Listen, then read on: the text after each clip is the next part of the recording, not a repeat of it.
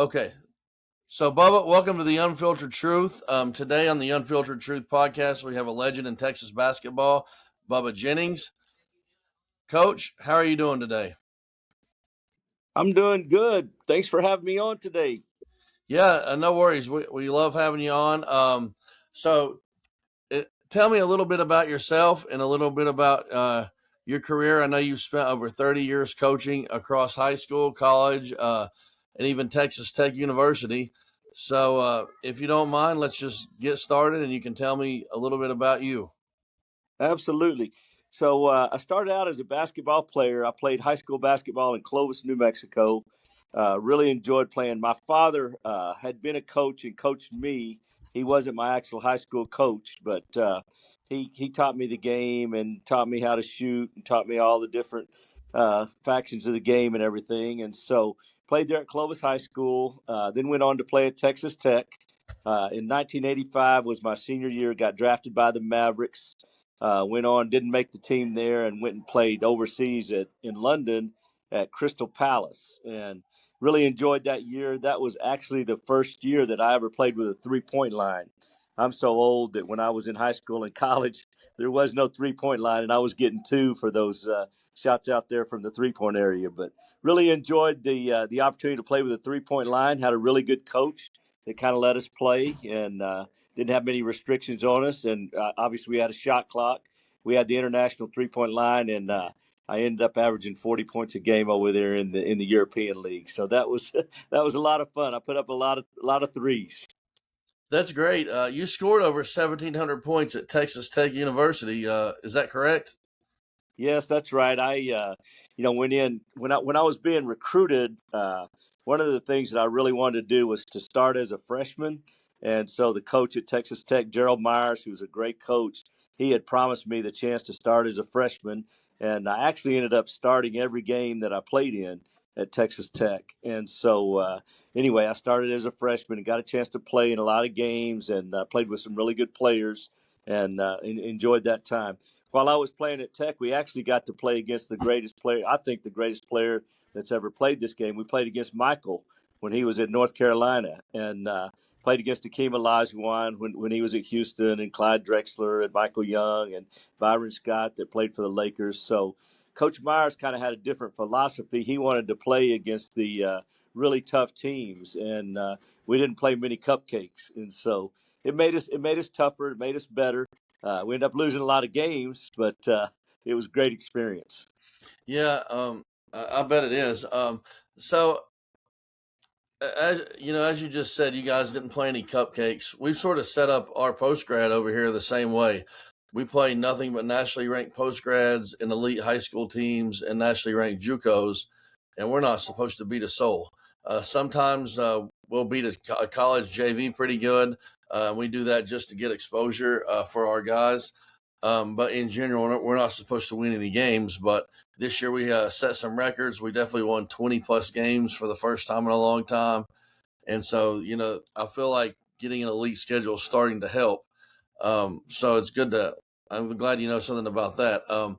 During your senior year, you led Texas Tech to a conference championship. What did your daily grind actually look like when nobody was watching? Well, back in those days, they had very little restrictions on how much you could practice, or how much you couldn't practice. And so, nowadays you're limited to practicing 6 days a week. You have to take a day off. At least that's the way I understand it. The way it was when I was in the NCAA.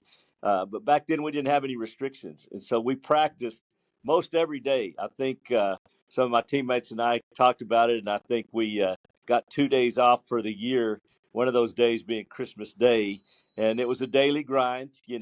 I was fortunate in the fact that I had redshirted because my sophomore year I had broken my foot and ended up getting a medical red shirt, and so ended up having that extra year, and I had enough classes to graduate, and so my last semester I didn't have to take any classes.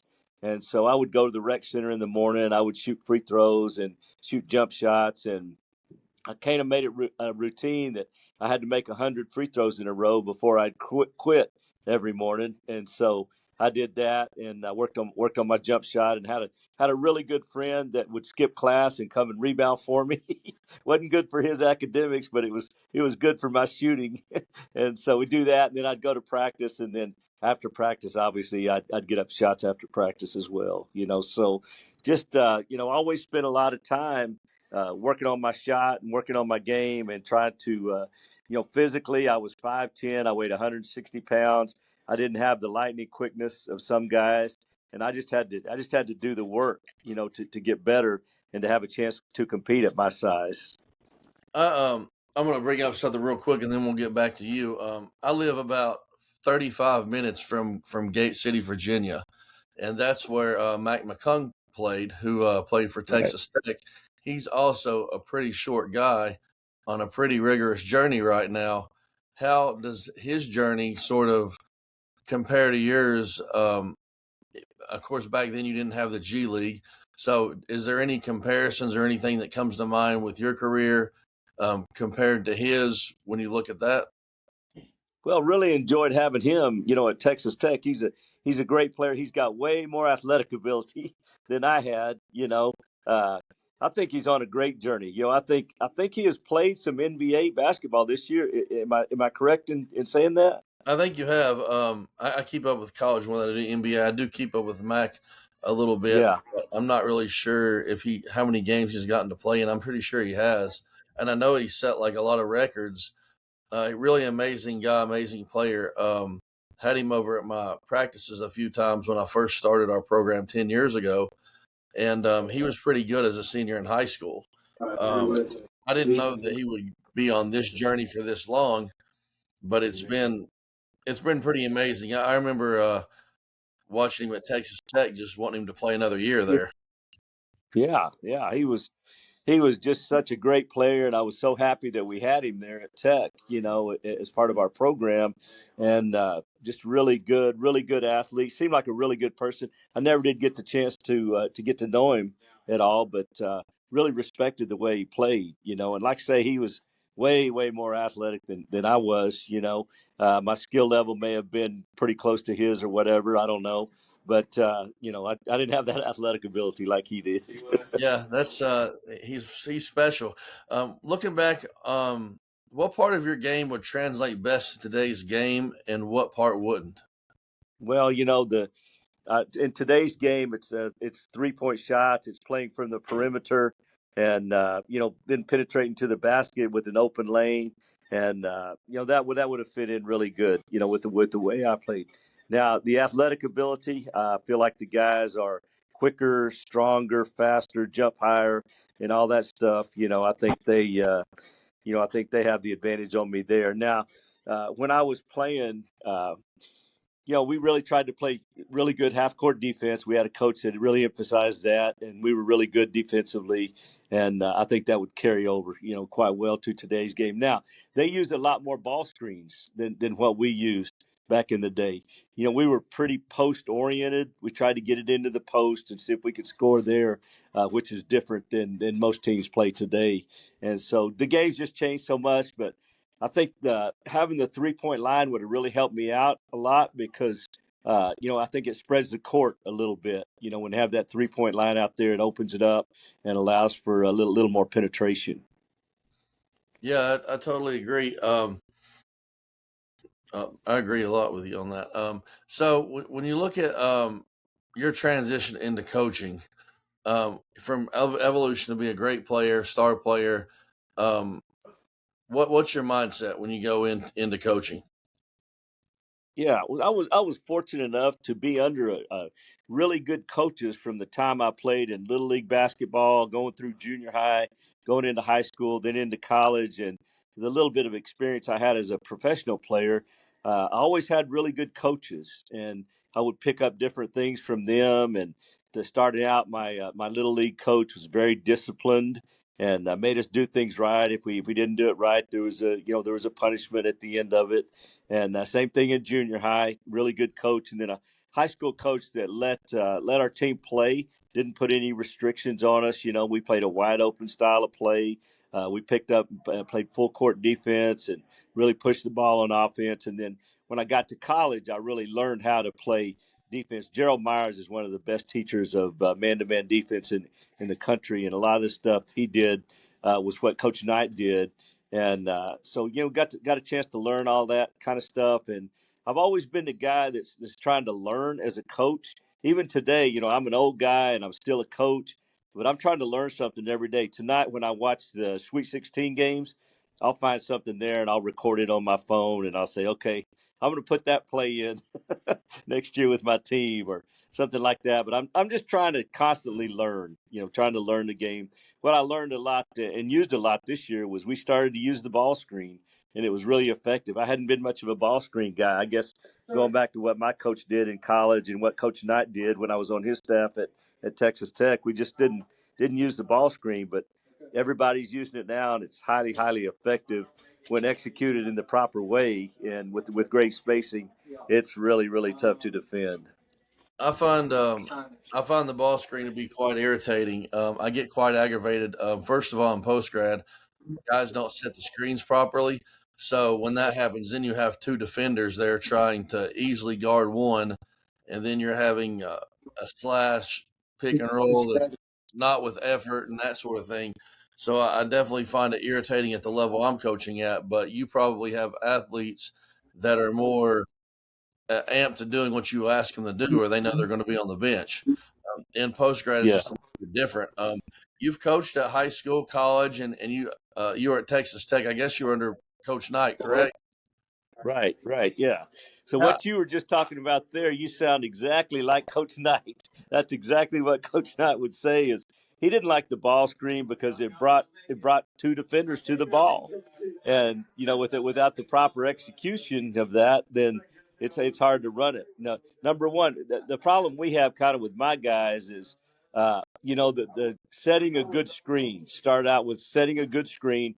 The ball handler has to set it up, has to create the proper angle, to use the ball screen, and then the guy that sets it's got, you got to make a little contact. You know, Coach Knight would always say, all you got to do is just get a little piece of the guy. That's all you got to do. And I think our guys at our level are a little hesitant to be involved in a lot of contact, and because the guys we're playing with are bigger, stronger, faster, blah blah blah. And so we sometimes we get out of that ball screen before we've even really set it, so the defense doesn't even have to worry about going through the ball screen. So yeah, that's kind of a problem. I didn't Has realize. to be executed really well, to work. And the screener has to react to it, and then you got your guy spotted up opposite and that kind of thing. So there's a little work to be put in to do it, but we've been a little bit successful with it. It's kind of surprised me a little bit. So Yeah, anyway, I like the ball screen now. yeah. I'm not sure I'm a fan yet, but a lot of our players love it. I'm not sure what the big deal with it was yet, but I'll keep looking into it. How did the behind the scenes role shape the coach who you are today when you were Coach Knight?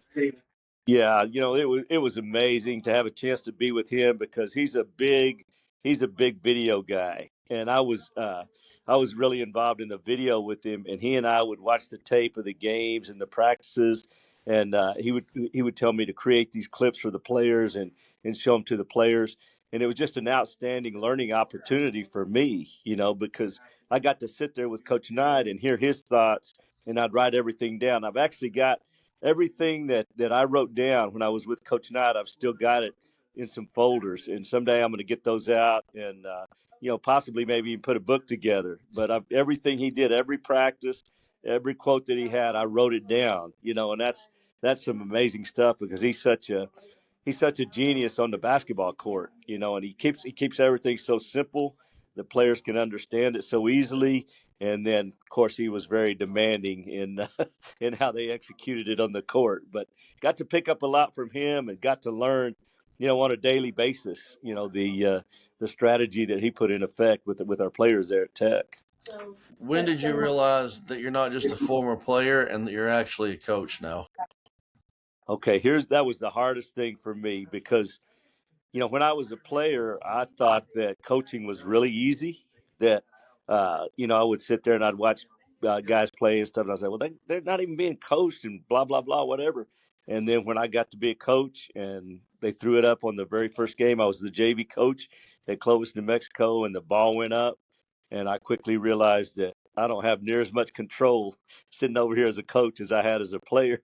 And so I had to adjust to that, and I had to get my thoughts and stuff across to the players so they could execute that on the court. And that was a very, very difficult part of the transition. I had to find ways to get them to understand and practice what I really wanted and how to execute that when the game time came around. So that was a big, huge adjustment for me coming from a player to a coach. And also, obviously, you expect them to do the things that you did. And some of them haven't put in the time, haven't developed the skill, haven't developed the knowledge, and they're just lacking behind a little bit in that area.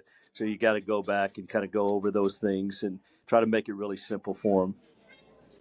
You won 2 state championships at is it Artesa or Artesia? Artesia, yeah, Artesia. yeah, What's the yeah. culture standard that made that possible? So Artesia was a big time football town. And when they had me in for my interview to coach there, I went in and I said, if you guys want a basketball program, then I'm the guy. If you don't want a basketball program, I'm not the guy. I said, I want our total athletic program to be as successful as possible. And I'm really happy that all the success you guys have had in football. But if you want basketball, then I'm your guy. If you don't want it, don't bring me into this deal. And they were adamant about the fact that they wanted a basketball program. And so I got there and we kind of got things together. It took us a few years to get things going. And then after 5 years of being there, we finally qualified for the state tournament. We had almost a miracle finish in our semifinal game. We were down by 10 with 50 seconds left in the game. We played fast, we pressed and everything, but you're down by 10 with 50 seconds. Pretty much the game's over. That's what I thought. The kids didn't think that. They kept executing well. They called timeout. They made threes. They fouled when they needed to. We got it down to 5 with 15 seconds left. We came down the court and we hit a three, and we were scrambling around trying to foul them because we didn't have any timeouts left. And fortunately for us, they threw it in. We intercepted it, threw it to a guy into the basket, and right as he laid it in the basket, they fouled him. So now we're going to the line, and the score's tied with 2.7 seconds left, and the guy makes the free throw. As a matter of fact, the kid looked at me, and I was there on the bench, and he looked across at me, and I told our players on the bench, I said, guys, we're going to win this game. I see the look in his eye. There's no way he's going to miss this free throw. This is going in. And he made the free throw, and we won, which put us in the state championship. And then in New Mexico, there's so few schools that the private schools and public schools play together. And we played a private school, had won 6 straight state championships. They were from there in Albuquerque. They had all the good players from the city there. And we played them in the state championship game, and we ended up beating them by about 15 in the state championship game. So great experience for me as a coach, but those players really carried it through for me. To be honest, I'd given up. Yeah. When we're down 10 with 50 seconds left, I'm trying to think of good things to say to them, tell them how great a year they've had. And here they are competing, trying to win, and they did. And so that enabled us to have our first state championship there. So you're at Arlington Baptist. You win a national title in your first season. What were the non-negotiables on day one? Well, at Arlington Baptist, number one non-negotiable is you got to be a really good person. We're a college, but we still have our hands on you. We do have curfew at night. We have a fence that goes up around our campus. We the RAs come by and check your rooms at midnight, and so you had to be a good person, to be there. And we tried to do as well as we could with our basketball, and had some really good kids that really bought into our program. We worked hard in practice every day. I kind of got my system in. I'm a guy that likes to press full court. I like to push the ball.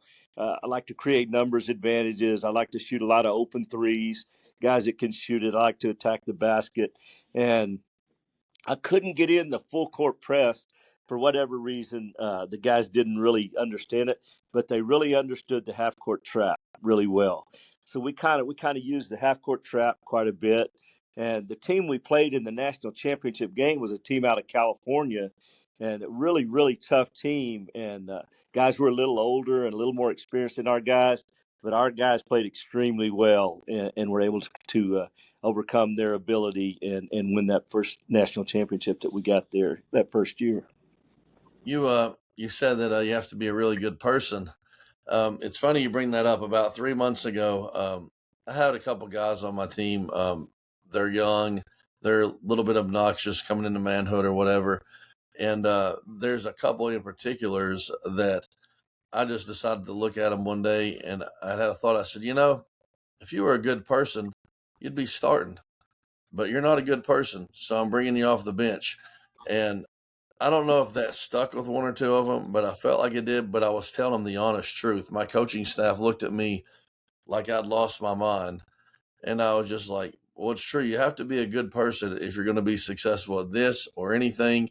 And the reason such and such doesn't necessarily start is because he's not a good person. He complains. He creates issues that aren't there, and it's hard for me to coach him. So, that's the only thing I can do to him, because we need him on the floor, and we obviously want to watch him play. He's good, but he's just not a good person sometimes. And there for a couple games, the guys would joke about that. They thought that was a funny type joke, like, well, he's not starting because he's not a good person. And you would kind of hear him mumble under their breath, but it's the absolute truth. Like, when you get to a certain level in basketball, to keep continuing to play, you have to be a good person.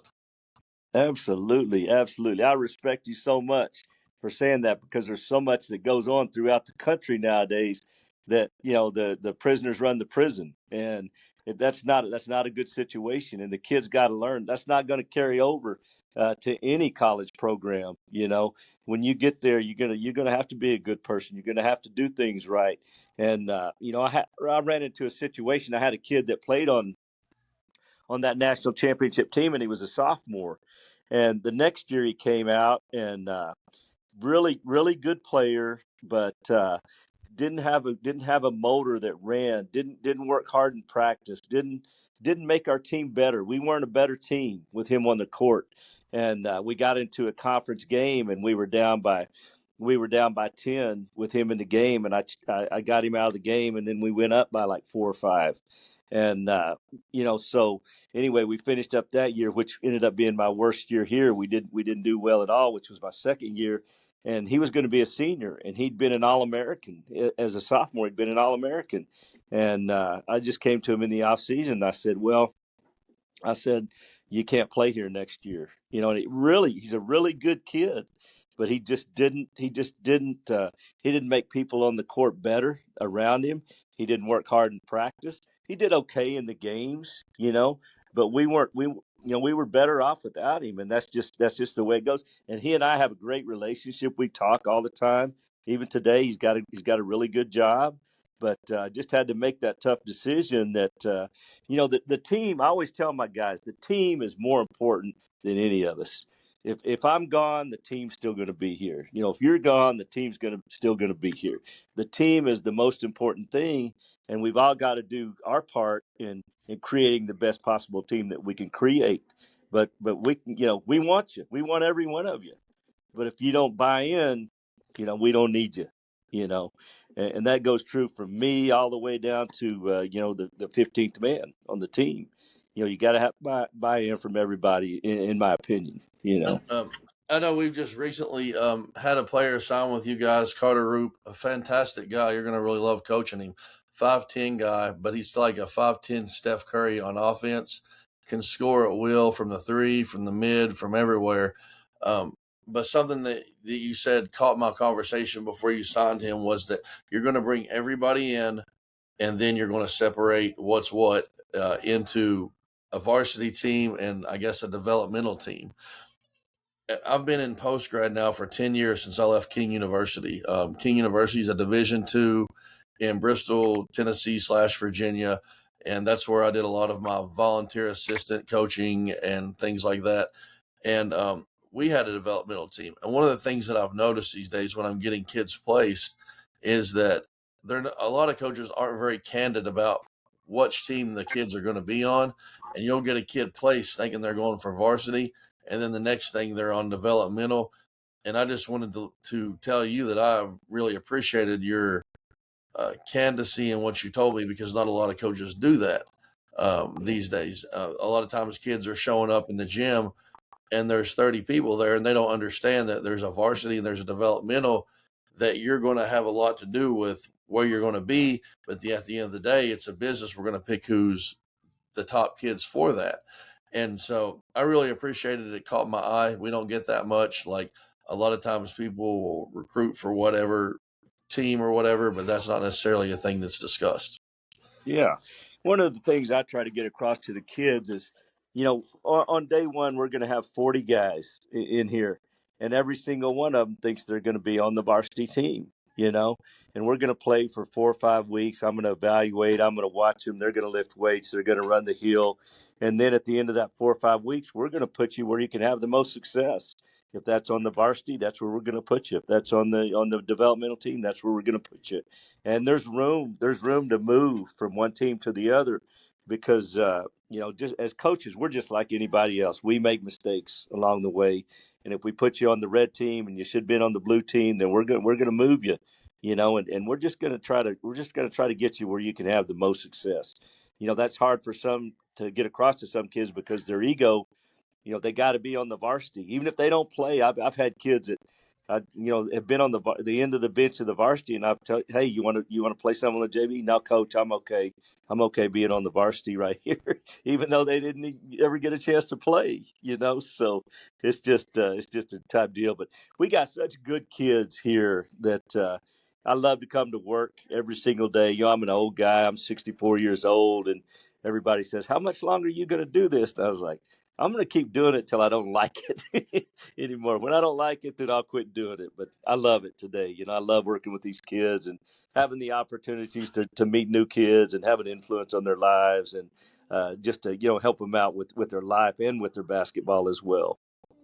Yeah, you definitely Kind don't of look. try to take some of the things got to try to take some of the things that I learned and that I went through as a player, and get it across to these guys, and help them out in that area as well. Yeah, you definitely don't look 64. It's funny. I take 16 kids a year, and sometimes we'll have 18, depending on what happens. And the reality is, everyone, if you ask them who's the best player in the gym, is going to raise their hand Right. every single time. So and that right there tells you that it's somewhere down the line you're going to deal with an ego or attitude or something like that. And that's just sort of what coaching is. You have to figure it out and iron it out. But in your opinion, and this leads me to my next question, what's harder to teach? The speed of the way you want your guys to play, or the discipline behind the playing fast, the pressing, the getting open 3-point shots? It sounds like we kind of play very similar. This is kind of a style that George Pitts um, taught me when I was at King University. So I'm very familiar with the way that it sounds like you play. Yeah, we like to play that way. I think it's hard to get kids to really play fast. Everybody says they want to play fast. Then when you get into it, and the conditioning that's involved and the discipline it takes, I like my 2 and 3 guys run. The 2 runs the right hand lane, the 3 runs the left hand lane, the 4 runs the pipe, and they got 4 seconds to get there. As soon as we get the ball, they got to go. It's hard to get those guys to run every single time. And when I was at Tech, we played Kansas. They were in the Big 12 with us, and Roy Williams was the coach at Kansas. I don't know if you remember when Roy I Williams remember. coached at Kansas, but they had the best fast breaking team we'd ever played against. And of course, we had Coach Knight as our coach, and we never beat Kansas when Roy was there. They would always run that break. And I remember Pat Knight, as an assistant, he had the scouting report, and he said they're going to run every single time, and the one time you don't run back with them, they're getting a layup, and that held true. Every game we played them, they'd get 2 or 3 easy layups per half, and sometimes that was the difference in the game. And I try to get that across to my guys, that if you'll run the floor every single time, that doesn't take any ability to run the floor every single time. And if you'll do that, then you'll get some easy baskets. One of the things I was able to do at Artesia, New Mexico with my team was we'd get it out of the net and we'd hit the 2 or the 3 running or the 4-man running the pipe. And the 4-man would outrun his man, and we could throw that long pass and he'd get a layup. And sometimes it'd actually be a dunk, that he gets that far ahead of him. But they did that because they did it consistently.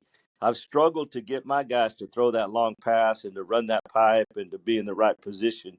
I've struggled with that at this level, to get them to do that. I don't guess they understand it or see the benefit of doing it. But that's something I'm striving to get done with my team next year. Is we got to run the floor every time, whether we do something with it or not. Once we run the floor, if we don't have that advantage, we'll go into our sets. But I want them to do that every single time, and I'm just I sell my soul for an easy basket. I'm always looking for easy baskets. I And that's swear one way to get it, running the it floor. sounds so similar. I teach my guys that we want to score in transition. Then if there's a breakdown, we'll go into our offense. Then if we score or get a free throw, we want to press. And it's just a big struggle to get the point guard to take 2 dribbles and outlet that up to the 2 or the 3 up the floor every time. It's like the point guard either wants to walk the ball up the floor or the point guard wants to keep the ball from himself.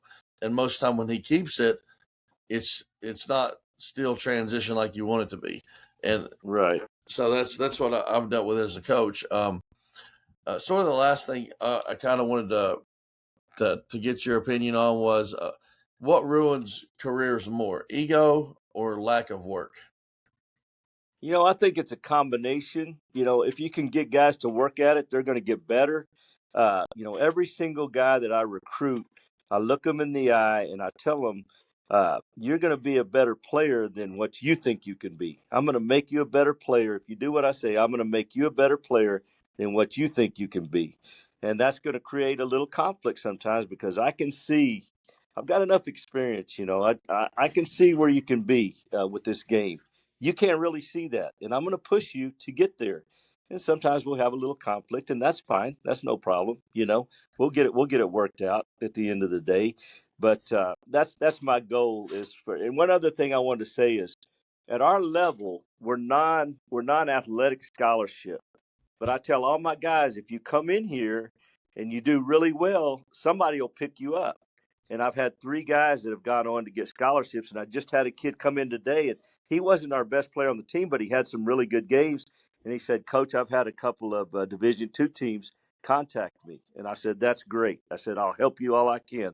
I said, "We're going to make sure it's the right place for you and everything. But if you get a scholarship, I want you to take it. I'd rather you to go to school and not have to pay anything than to come here and pay what you have to pay to come here." So, and hopefully we can do that with Carter. When he gets here and does really well, hopefully he's going to get some opportunities to get out there. I hate to lose the kids. I hate to lose them, but I want to do what's best for them. He's a fantastic player. He really is accurate at shooting threes, mid ranges, other things. I think he just goes under the radar because he's a little small sometimes. I've dealt with it. You've dealt with it. But there's a lot of guards that are left out of college, period, because of size, because there's just a saturation of guards. Like, it's not hard to find guards. Maybe it's hard to find Steph Curry like guards, but guards are a dime a dozen. But Yeah. so how long have you been at your current school? This was my 5th year here at Arlington Baptist. Do you think So, that it's possible anybody like Texas Tech or anybody's going to come calling for that next level? And if so, or are you going to be ready to jump on that? yeah, I'd look at anything. I really like it here. I've really enjoyed my time here. Before I was here, I was at Peaster High School, little 3A school out north of Weatherford here in Texas, and we qualified for the state tournament the year of COVID, and so they ended up canceling the state tournament that year. But I just love to coach, and anybody that'll have me, I'm willing to work for them if it's a good situation. So love it here, but if Texas Tech came knocking, I'd have to take a hard look at that. Well, maybe it will. I mean, you've got history there. You've scored a lot of points there, and you're certainly doing a good job where you're at and in the community. And so you just never know. You Um, never know. You never know. Well, God thank you started. so much for having me. I appreciate you. It's great to get a chance to visit. I love to talk about basketball, and anytime I'm willing to Yeah, talk I- anytime. I'm definitely going to send you the films to work out later this evening. I've got other guys that I want you to look at and see just what your opinion is. And we just really appreciate you coming on the Unfiltered Truth. Here in a few weeks when recruiting's over, a few months, we'll have you back on and we'll see what excitement you have for next year.